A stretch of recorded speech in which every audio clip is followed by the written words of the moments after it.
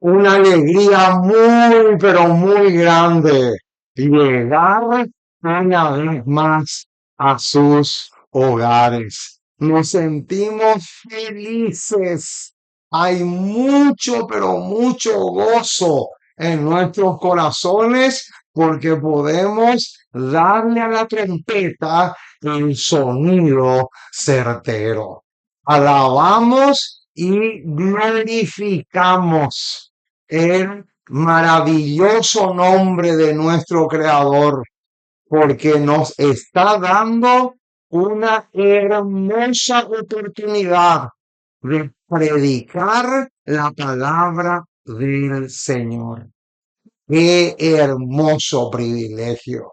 Cada día me convenzo más que ser un predicador de la palabra de Dios es el máximo, pero el máximo privilegio que existe en este planeta.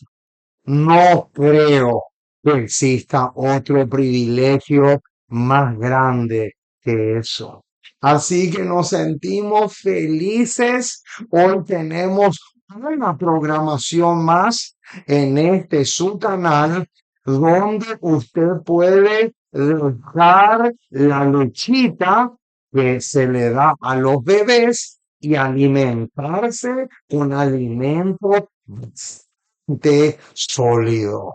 Hoy tenemos el tema número 409 de nuestro enorme y gigantesco buffet espiritual. Si ustedes quieren recibir más temas, los anteriores a esto, el 350, el 340, el 220, el 104, en fin, si ustedes desean recibir los temas anteriores del 1 al 408, lo único que tienen que hacer es mandarnos un mensaje a este WhatsApp que aparece acá en nuestra pizarra. Más 595-981-825-648. Y con mucho gusto nosotros vamos a ayudarle como le hemos hecho a muchísimas personas, porque para mí es un gozo, una delicia poder ayudarles a las personas en su crecimiento espiritual. Porque acuérdense de una cosa, no existe pilar más fundamental, más trascendental en la vida de una persona que la parte espiritual. No existe. Y si no, pregúntenle a todos esos multimillonarios que se han suicidado. Y uno dice, pero tenía todo para ser feliz. ¿Cómo puede ser? ¿Cómo puede ser que haya tomado una decisión tan terrorífica como esa si resulta que tenía plata pero para tirar, como decimos acá en mi país, para tirar vito?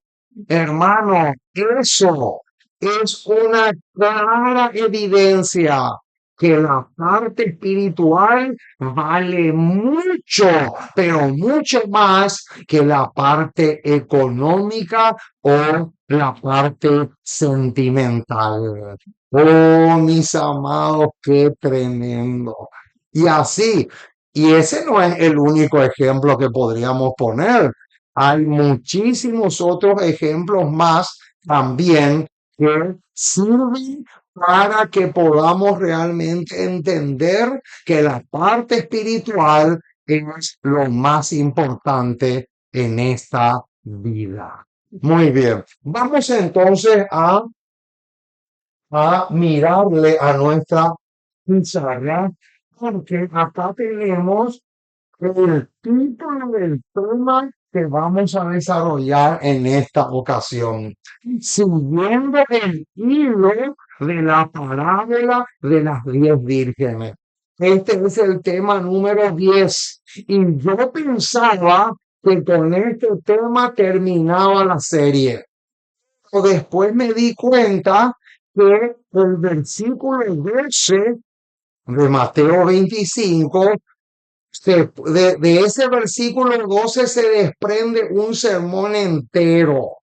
Por lo tanto, esta serie va a tener 11 temas y no 10, como estaba planificado. Muy bien, entonces, el título del tema es: aquí viene el esposo, salid a recibirlo. He aquí viene el esposo, salid a recibirle. Eso es lo que vamos a estudiar con lujo de detalles en esta ocasión. Muy bien. ¿Cuál es el texto clave? Aquí está. Texto clave, Mateo 25:6. Ese es el texto clave. Por lo tanto, vamos a abrir nuestras Biblias en Mateo capítulo 25 y vamos a mirar solamente el versículo 6, porque el versículo 6 es lo que nos toca en esta ocasión. Y luego saltamos al versículo 14, perdón, al versículo 10. Luego saltamos al versículo 10. Pero primero vamos a leer el 6. Dice así: y a la medianoche se oyó un clamor. He aquí viene el esposo, salid a recibirle. Oh, mis amados, qué versículo más precioso, qué versículo más maravilloso tenemos acá. Entonces, la pregunta del $1.000.000 es: ¿qué significado espiritual tiene que aquí viene el esposo, salir a recibirle? Esta frase que está acá es clara, hermanos. Y les digo algo, quizá, les digo algo bastante triste, pero la realidad es la realidad, no se puede ocultar. Yo me acuerdo perfectamente porque mis oídos escucharon a un predicador que no está en la organización decir que salir a recibirle equivale a salir de la organización. Qué terrible error, mi estimado. Ese es un error horrible. No tiene nada que ver una cosa con la otra. Y luego, ya en el desarrollo del tema, lo vamos a demostrar. Pero es realmente lamentable que haya predicadores que cometan errores y horrores pero tan horribles como esto. No tiene nada que ver una cosa con la otra. Ahora, ¿qué significa que aquí viene el esposo salir a recibirle? Entonces, lo primero que tenemos que ver es Conflicto de los Siglos, capítulo 23. Capítulo, no página. Doy el capítulo porque siempre sucede de que las páginas no coinciden. Entonces es mejor dar el capítulo como me sugirió, como sí, como la sugerencia que me dio mi gran amigo Juan Carlos de Brasil. Nunca me olvido esa sugerencia que hace años que él me dio y ahora me estoy poniendo en práctica. Noten, capítulo 23 del conflicto de los siglos. Dice así: se comprendía que la venida de Cristo, anunciada por el mensaje del primer ángel, ojo con eso, estaba representada por la venida del esposo. Ah, quiere decir entonces que aquí viene el esposo, salir a recibirle, no es lo mismo que dice. Es lo mismo que Apocalipsis 14:7, que habla del mensaje del primer ángel. Acá en el versículo 7 tenemos el mensaje del primer ángel que se predicó antes de 1844 por Miller y sus colaboradores, que decían: temed a Dios y dadle gloria, porque la hora de su juicio ha llegado. O sea, decir: temed a Dios y dadle gloria, porque la hora de su juicio ha llegado, es lo mismo que decir: he aquí viene el esposo, salid a recibirme. Mucho, pero mucho ojo con eso. Subrayen y subrayen y subrayen ese detalle porque es bastante importante. Entonces, Apocalipsis 14:7 lo puse justamente acá. Ustedes ven que aquí está Mateo 25:6 y a propósito pusimos una flechita que, que nos lleva a Apocalipsis 14:7. Entonces, Apocalipsis 14:7 y, y Mateo 25:6 son hermanos mellizos a gemelos. Qué importantísimo este detalle.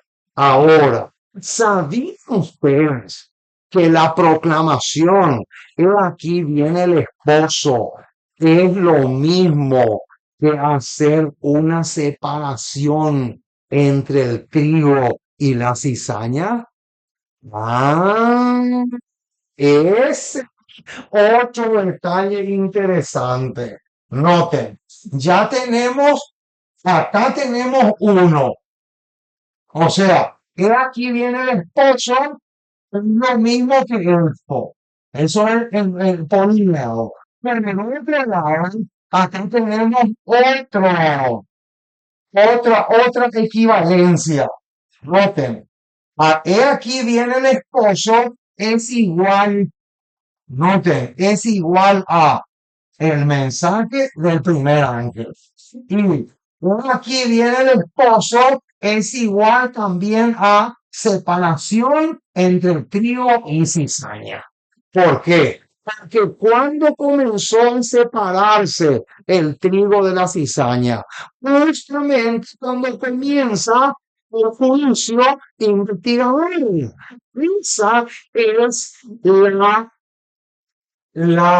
es el otro significado que tiene. Acá tenemos uno, acá tenemos otro. Separación del trigo y la cizaña también es el equivalente de esto. ¿Está? Ahora, noten lo que dice Conflicto de los Siglos, capítulo 24. Vamos a leer esta declaración porque es importantísima. Dice: en el verano de 1844 fue hecha esta proclamación. ¿Cuál proclamación? Esta que está aquí. Entonces, he aquí viene el esposo y ahora viene. Escuchen bien el detalle que viene ahora porque es clave. Se conocieron entonces. Ojo con eso. Se conocieron entonces las dos clases de personas representadas por las vírgenes, prudentes e insensatas. O sea, esa expresión, se conocieron entonces, equivale a esto. O sea, se conocieron entonces, es lo mismo que decir separación entre el trigo y la cizaña. Mucho ojo con eso, y acá lo dice clarito la declaración que leímos del conflicto de los siglos. Ahora, ¿cuáles son los tres versículos que hablan de la venida del esposo a las bodas? Qué interesante esta pregunta. Hay tres versículos que son claves y que tienen muchísimo, pero muchísimo que ver con la venida del esposo a las bodas. Noten, ¿cuáles son estos versículos? Acá en la pizarra están los tres versículos. Daniel 8:14, Daniel 7:13 y Malaquías 3:1. Vamos a leer con mucho cuidado estos versículos porque son importantísimos. Vamos a comenzar con Daniel. Daniel capítulo 8, versículo 13. Daniel capítulo 8, Daniel capítulo 8, versículo 13 dice así. Entonces oí a un santo que hablaba y otro de los santos preguntó a aquel que hablaba, ¿hasta cuándo durará la visión del continuo sacrificio y la prevaricación asoladora, entregando el santuario y el ejército para ser pisoteado? Y ahora viene el versículo 14. Y él dijo, hasta 2300 tardes y mañanas, y luego el santuario será purificado. O sea, estos versículos claramente hablan del comienzo del juicio investigador. Entonces, acá tenemos el primer pasaje. Daniel 8, 13 y 14 ya vimos. Ahora vamos a ver en Daniel también, capítulo 7, versículo 13. Este versículo es importantísimo. Noten lo que dice. Miraba yo en la visión de la noche, y he aquí, con las nubes del cielo, venía. Noten, esa palabra venía es clave.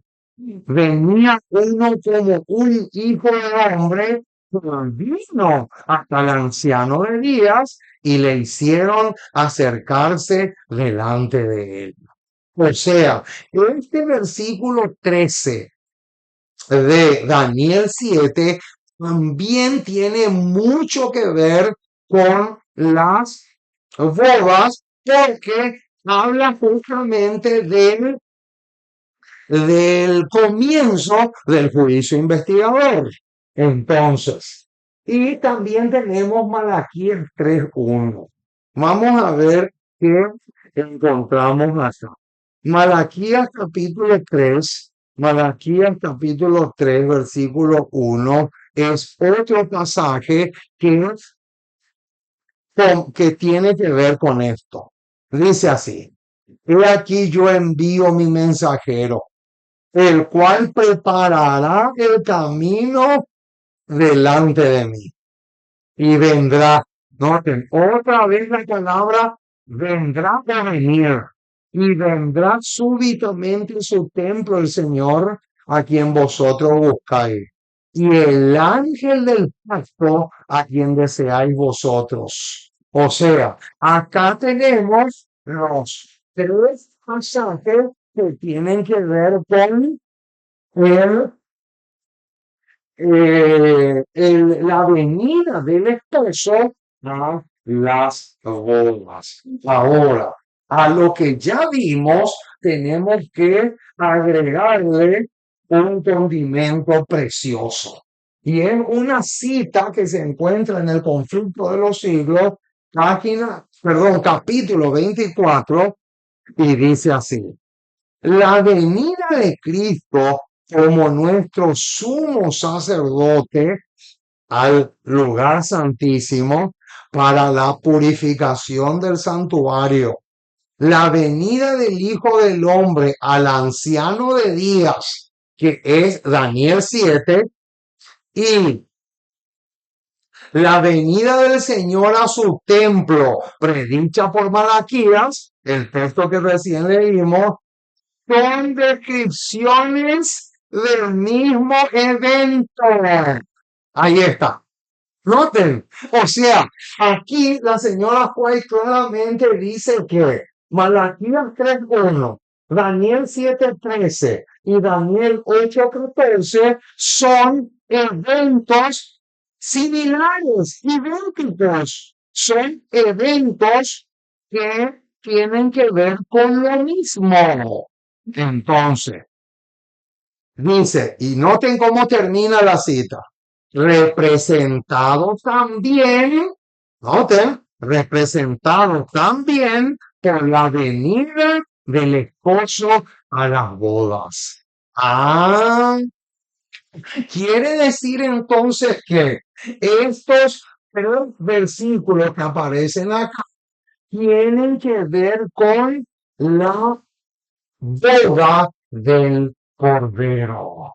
Qué importantísimo son estos pasajes. Subrayenlo y subrayenlo muchísimo porque es trascendental. Ahora, ¿qué representa la boda? Qué lindo, hermano. Lo que se viene ahora es hermosísimo. ¿Qué representa las bodas? Esta es una pregunta preciosísima. Y noten lo que dice. Capítulo 24, otra vez, del conflicto de los siglos, dice, en el tiempo señalado, vino el esposo. Y noten ahora, no a la tierra. Ahí está. No a la tierra. ¿Por qué? ¿Por qué dice no a la tierra? Porque la venida del esposo no era la venida de Cristo a recogerle a sus hijos acá en la tierra. No, no se refería a la segunda venida. Se refería a pasar del lugar santo al lugar santísimo para comenzar otra etapa de trabajo en el santuario celestial. Y ahora vamos a ver qué era ese trabajo. Dice, en el tiempo señalado vino el esposo no a la tierra como el pueblo no esperaba, sino donde estaba el anciano de días en el cielo. O sea, en el segundo compartimiento del santuario celestial. Y ahora viene. Noten el detalle que viene ahora porque es clave. Las bodas. Noten. O sea, Cristo pasa del lugar santo al lugar santísimo a comenzar las bodas. Pero ¿qué es la boda? Noten. Es decir, a recibir su reino. Ah, noten qué importantísimo es, hermanos, que acabamos de ver. O sea, aquí dice, ¿qué es la boda? ¿Mm? ¿Qué es la boda? Vamos a ponerle acá en forma de pregunta. ¿Qué es la boda? La boda es recibir el reino. La boda significa recibir el reino. O sea, nos lleva a Daniel 7 otra vez. Vamos otra vez a Daniel 7. Hace rato leímos el versículo 13. Ahora vamos a leer el versículo 14, porque ese pasaje es súper clave. Noten lo que dice el versículo 14 de Daniel 7. Y le fue dado dominio, gloria, ¿y qué dice? ¿Qué palabrita viene ahora? Y reino. Ahí está. para que todos los pueblos, naciones y lenguas le sirvieran. Su dominio es dominio eterno que nunca pasará. Y ahora, otra vez se repite el mismo detalle. Un reino que no será destruido. ¡Oh, Sabá! ¡Qué hermosura! Es lo que estamos teniendo acá. Quiere decir entonces que la boda es lo mismo que recibir el reino. Cristo se está casando con quién? Cristo se está casando con la Jerusalén celestial. Cristo se está casando espiritualmente hablando con la Jerusalén de arriba. Ese es, esa es la boda. O sea, recibir su reino. Ahora, noten qué importantísimo es lo que viene a continuación. Conflicto de los siglos, capítulo 24, conflicto de los siglos, capítulo 24 dice, la boda representa el acto de ser investido Cristo de la.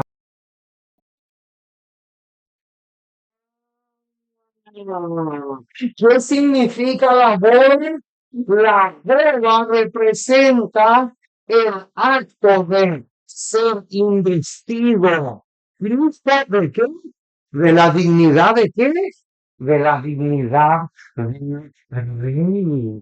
O sea, no puede existir un reino si no hay un qué, si no hay un rey.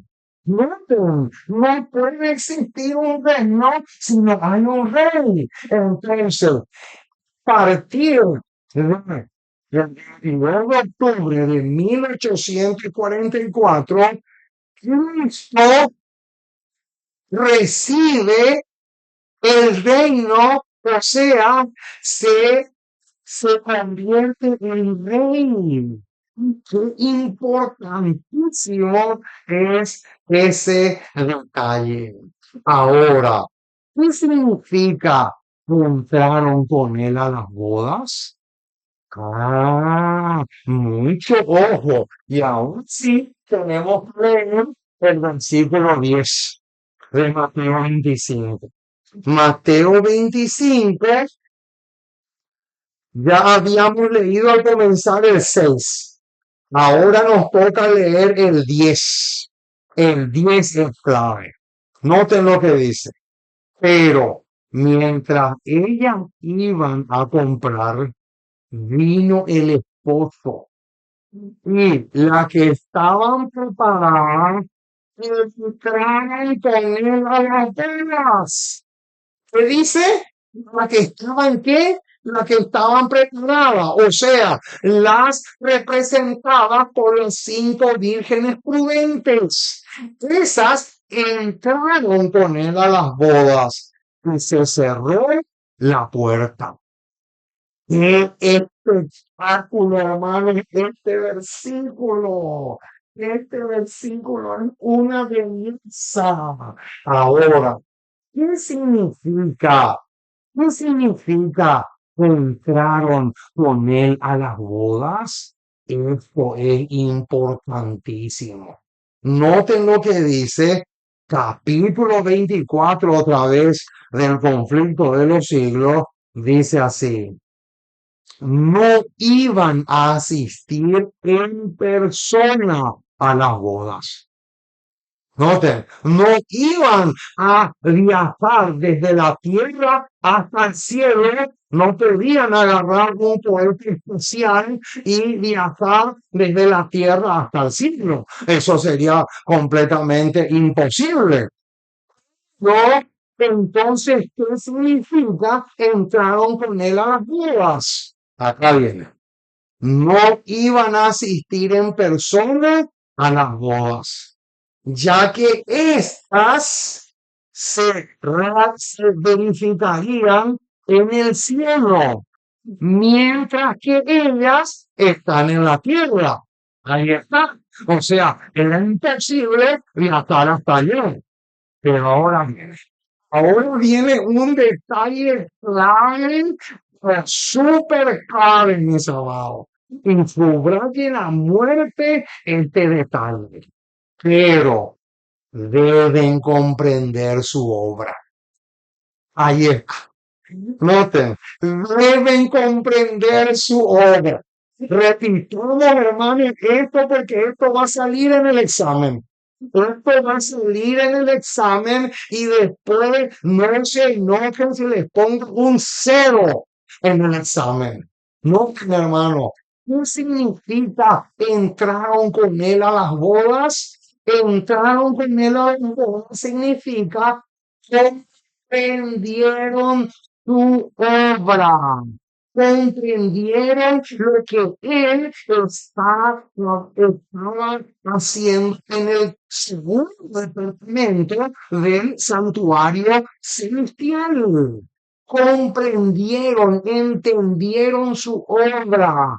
Eso significa que entraron con él las bodas. Entonces, acá pusimos, ¿qué significa entrar con él a las obras? Perdón, a las bodas. Y acá está, comprender su obra, comprender la labor, el trabajo que Cristo iba a realizar. Como pues, desde 1844 en adelante. Y esto nos lleva a Apocalipsis 14:4. Apocalipsis 14:4. Un versículo clave que tiene mucho que ver con entrar con él a las bodas. Noten lo que dice Apocalipsis 14:4. Dice así. Estos son los que no se contaminaron con mujeres, pues son vírgenes. Y ahora viene mucho ojo con el detalle que viene ahora. Estos son los que siguen al Cordero por donde quiera que va. Ahí está. Ese pedacito está. Ese pedacito del versículo 4 es clave. O sea, seguirle al Cordero por donde quiera que va es lo mismo que esto que está acá en rojo. Comprender su obra. Comprendieron la labor. Comprendieron la obra que Cristo estaba realizando. Y eso significa seguirle a Cristo por donde quiera que va o entrar con él a las bodas. Entonces, sigue diciendo, en este sentido, perdón, me traía acá un pedacito. Deben comprender su obra y seguirle por fe mientras entra en la presencia de Dios. En este sentido es que ellos van con él a las bodas. Ahí es, clarito. Más clarito no puede ser. ¿Qué significa entonces? Entraron con él a las bodas, comprendieron su obra, comprendieron la maravillosa labor que Cristo iba a realizar en el santuario celestial.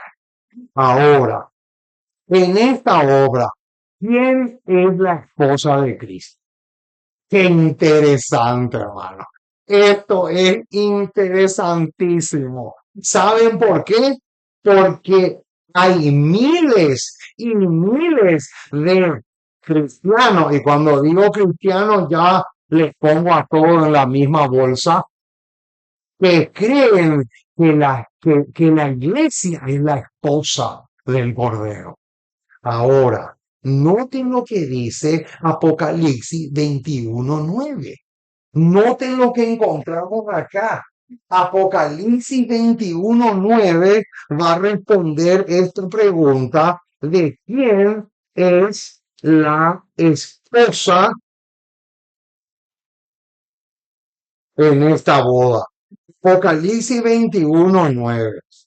Vino entonces a mí uno de los 7 ángeles que tenían las 7 copas llenas de las 7 plagas postreras y habló conmigo diciendo, ven acá, yo te mostraré la desposada, la esposa del Cordero.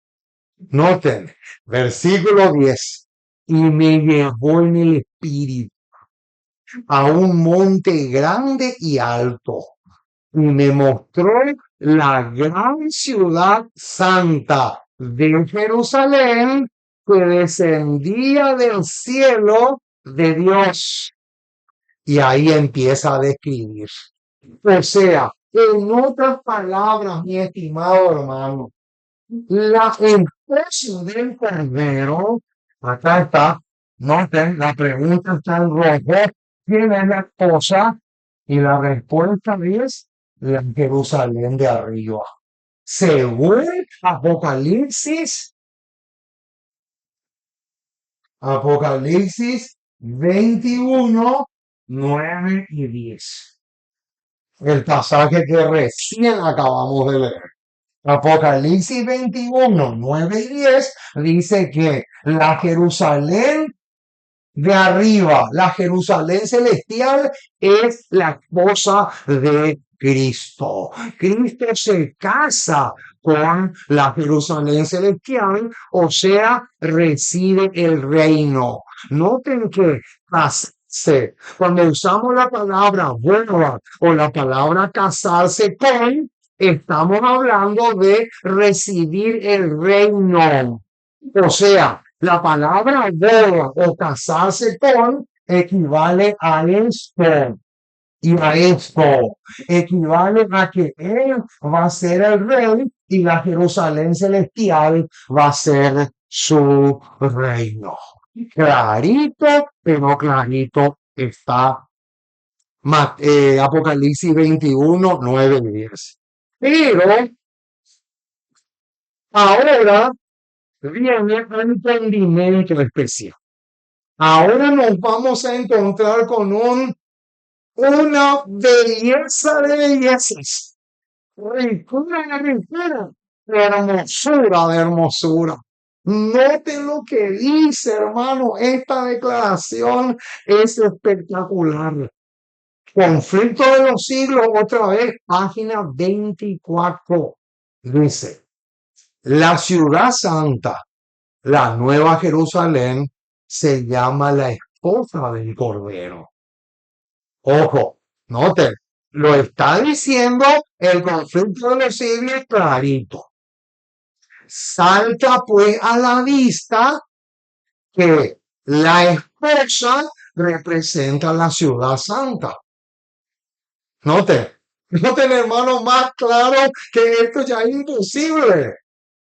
Y las vírgenes, o sea, las 5 vírgenes prudentes, porque las otras ya están separadas como cizaña y no pueden heredar el reino.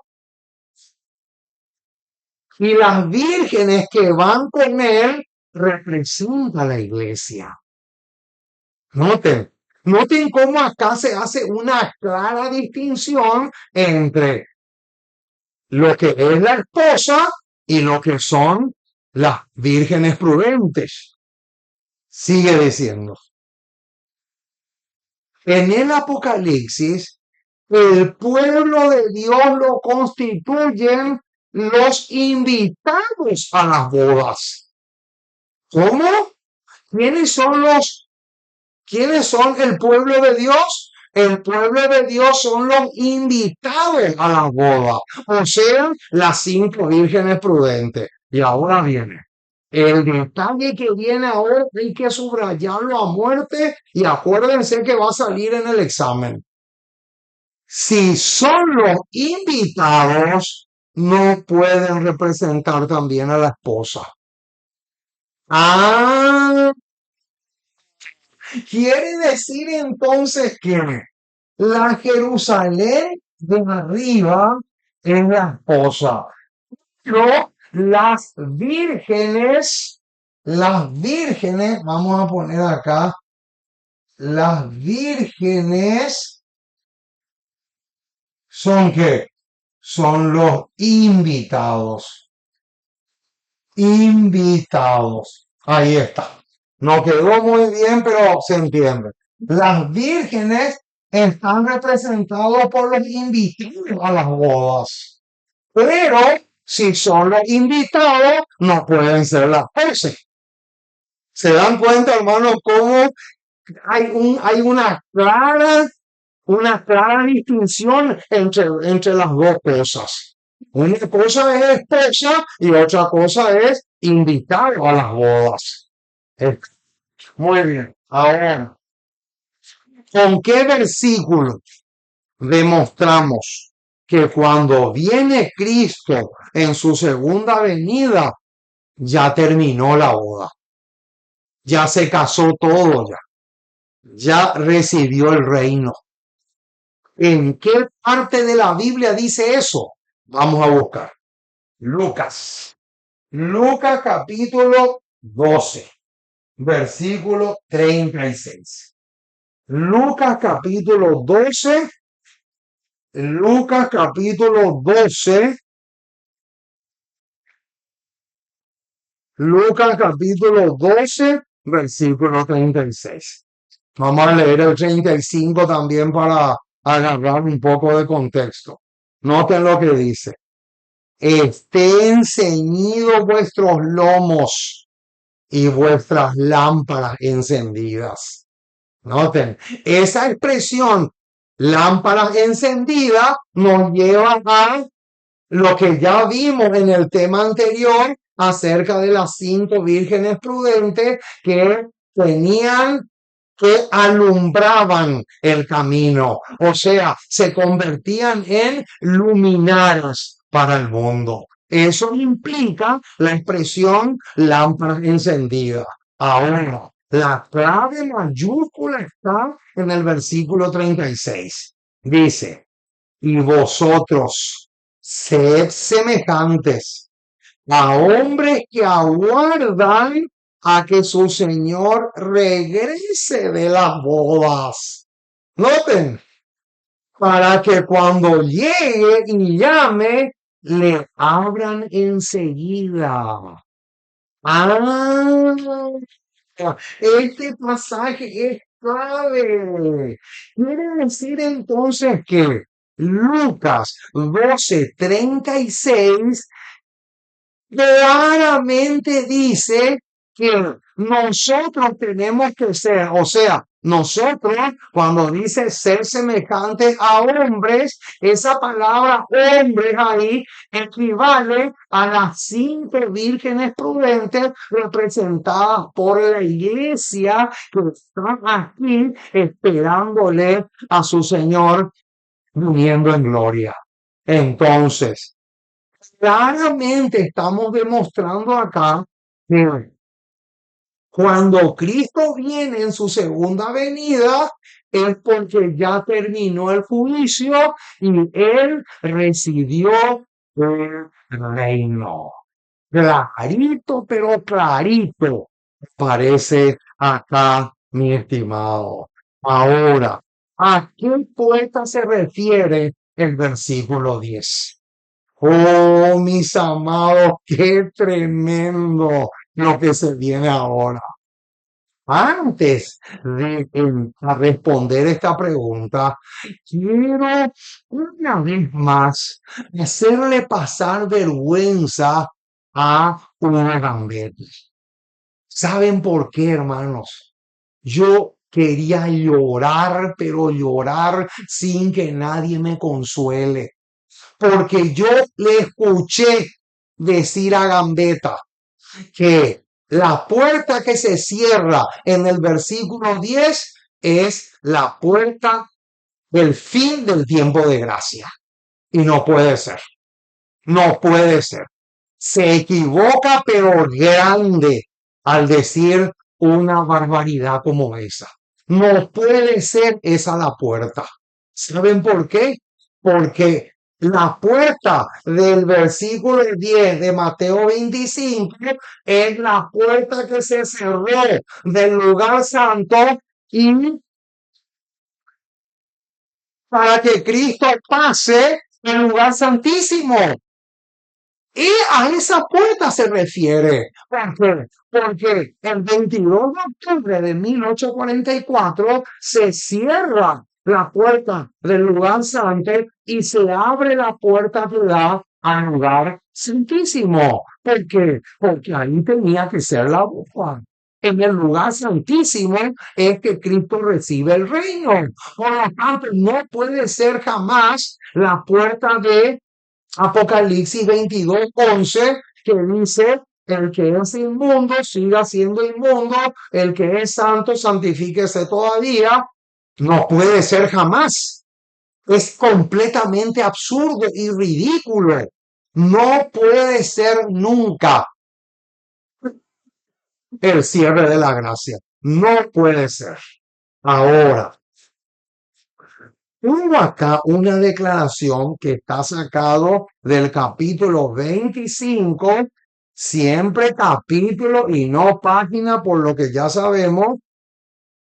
Conflicto de los siglos. En el capítulo 25 dice, cuando se haya terminado la obra de investigación, o sea, la obra que comenzó el 22 de octubre, cuando se hayan examinado los casos de los que han profesado ser discípulos de Cristo, entonces habrá terminado el tiempo de gracia.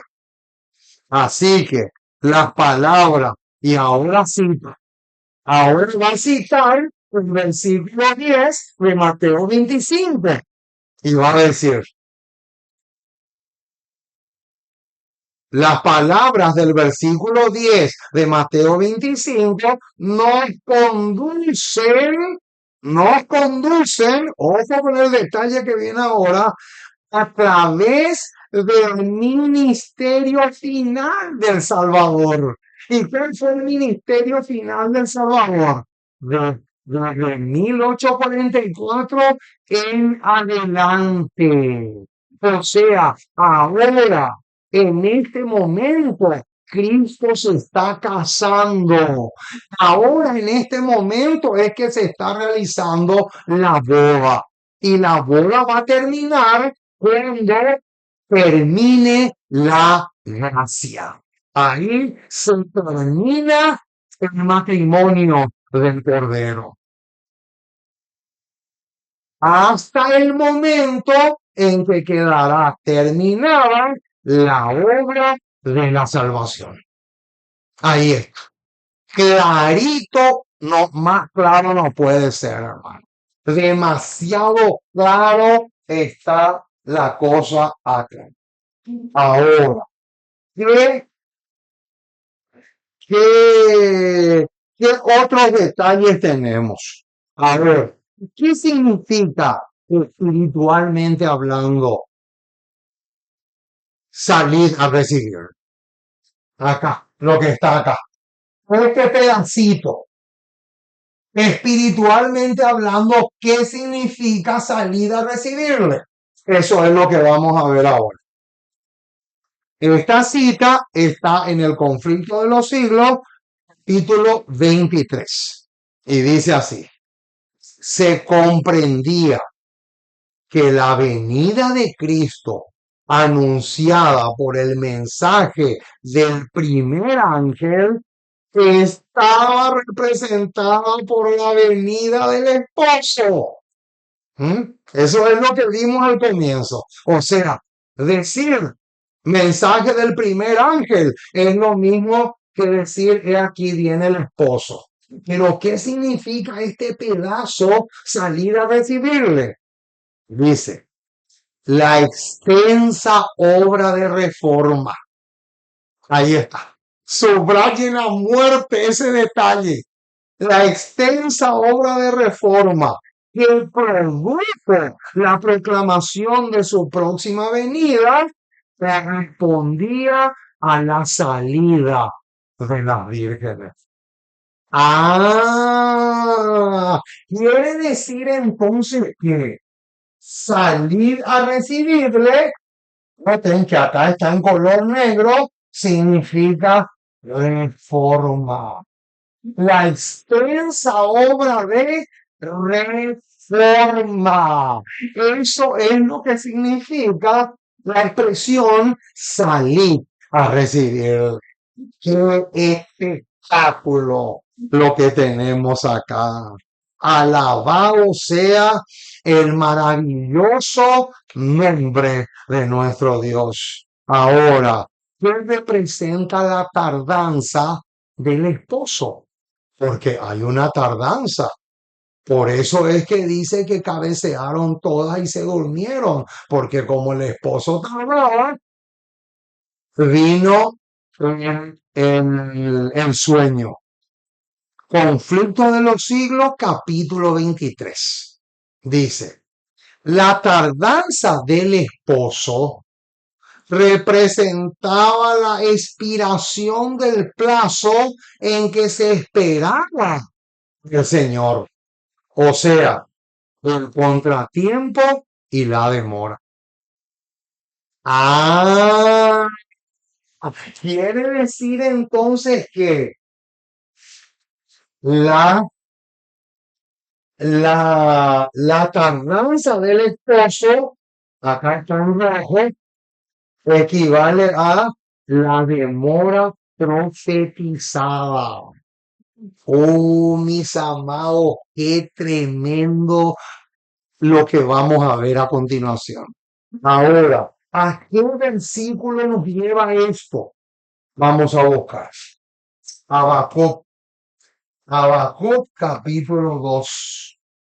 Habacuc, Habacuc capítulo 2,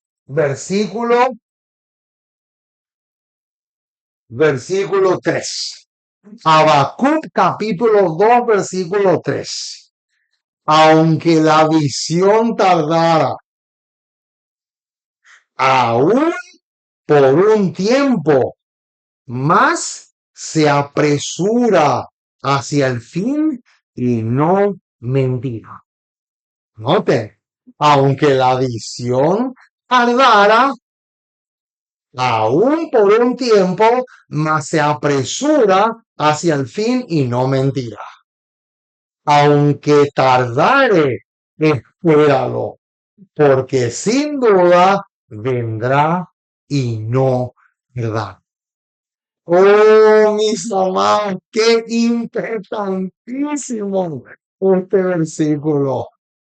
Habacuc 2:3 tiene que ver entonces con la tardanza del esposo. Perdón, yo puse acá esposa. Vamos a, corregir acá este pedacito. Esposo. Esposo, ahí está. La tardanza del esposo equivale a la demora profetizada. Y la demora profetizada la encontramos en Habacuc 2:3. Ahora, ¿cuál era el propósito de Dios con la demora? Esto es otro detalle importantísimo. Primero Escritos 2:46 va a arrojar luz sobre esta pregunta. La demora estaba calculada para comprobar. Subrayan esa palabrita comprobar. ¿Quiénes eran los que verdaderamente esperaban al Salvador? Oh, mis amados, qué hermoso. Qué declaración más espectacular. ¿Qué dice? Aunque la, aunque la visión tardara, espérame, porque llegará. Pero primero escrito dice que el propósito que Dios tenía en mente con la demora era probar los corazones. Ese era el propósito que Dios tenía, probar los corazones. Porque hermanos, escúchame bien lo que te voy a decir. Hay dos extremos. Un extremo es obedecerle a Dios por amor a la recompensa. Ese es un extremo. Y el otro extremo es obedecerle a Dios por temor al castigo. Los dos están completamente cerrados. Los dos están mal. No le podemos nosotros seguir a Cristo por amor a la recompensa, ni tampoco por temor al castigo, sino sola, única y exclusivamente por amor. Como dice Gálatas, noten, vamos a buscar Gálatas. Aquí está el equilibrio perfecto. Gálatas capítulo 5. Aquí vamos a encontrarnos con un versículo clave. Gálatas capítulo 5, versículo 6. Dice así. Porque en Cristo Jesús ni la circuncisión vale algo, ni la incircuncisión. Y ahora viene el punto clave. Sino la fe que obra por el amor. Ah, ahí está el detalle. Y eso es lo que Dios quería hacer con la demora. Quería probar los corazones. ¿Por qué? Porque probando los corazones se podía saber quién estaba esperando por interés y quién estaba esperando por amor. Cristo realmente. Ah, eso es importantísimo. ¿Y saben qué otro versículo me viene a la mente? Jeremías. Jeremías capítulo 17. Jeremías capítulo 17 también es supremamente clave. Jeremías capítulo 17, versículo